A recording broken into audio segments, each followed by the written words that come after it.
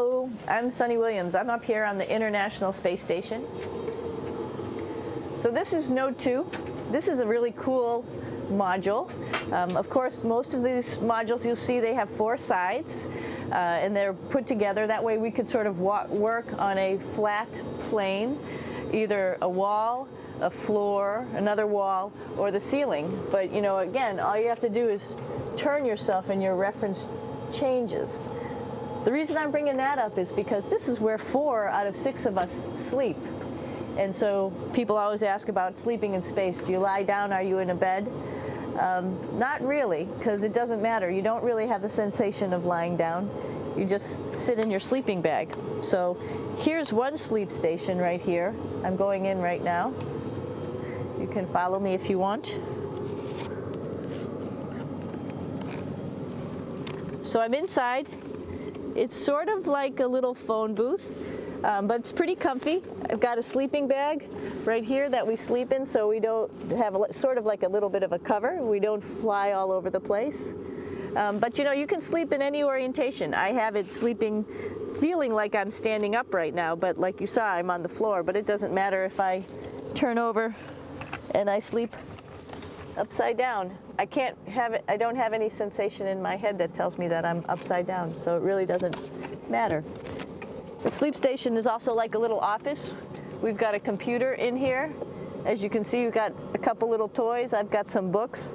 I've got some clothes and other things that make it sort of like home. I'm coming out. And just for reference, that's one sleep station. This one's another. Right here. There's one on the ceiling, if you want to call it. Right here. And then there's a 4th on the other wall over here. So all of us sleep in a little bit of a circle. All right, come on back. There's more to show you.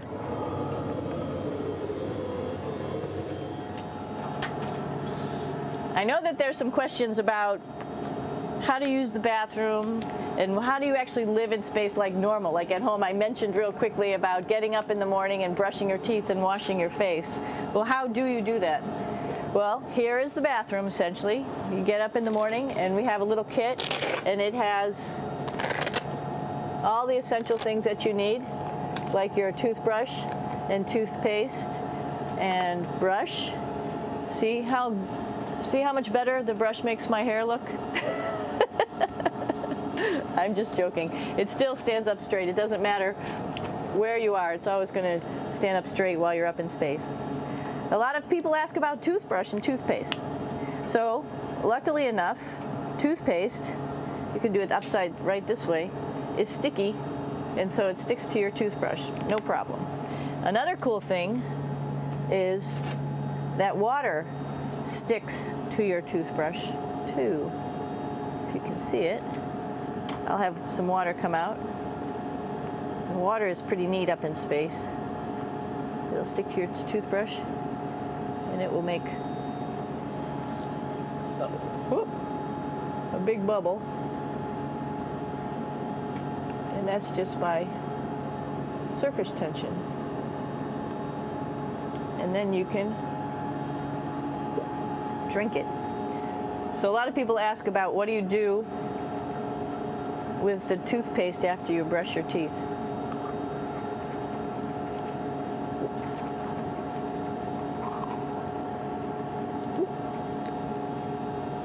Two options.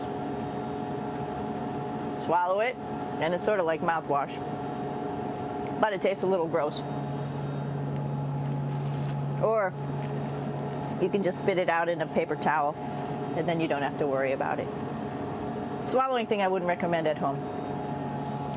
I'm only up here for 4 months, so it's not that bad. One of the most pressing questions about living in space, of course, is the bathroom. So let's take a look at that little piece of work. Come on in.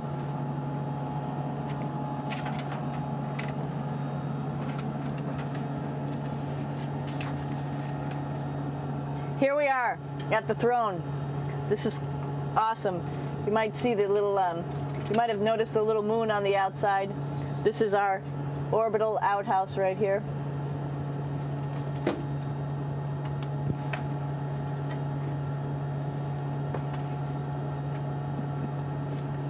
And of course, it serves for two functions.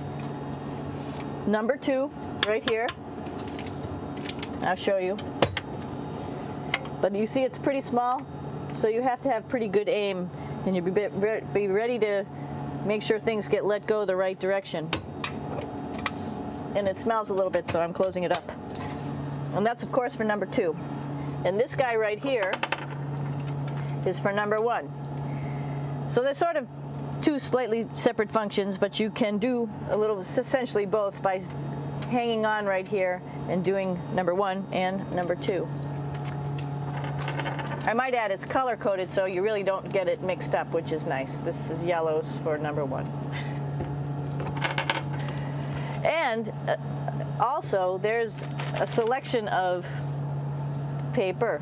People always ask about toilet paper. What do you do with toilet paper? What kind of toilet paper do you have? We have gloves just because sometimes it does get messy. We have some Russian wipes, which are a little bit coarse if you like the coarse type of toilet paper. We have some nice tissues, which are nice and soft if you like soft toilet paper.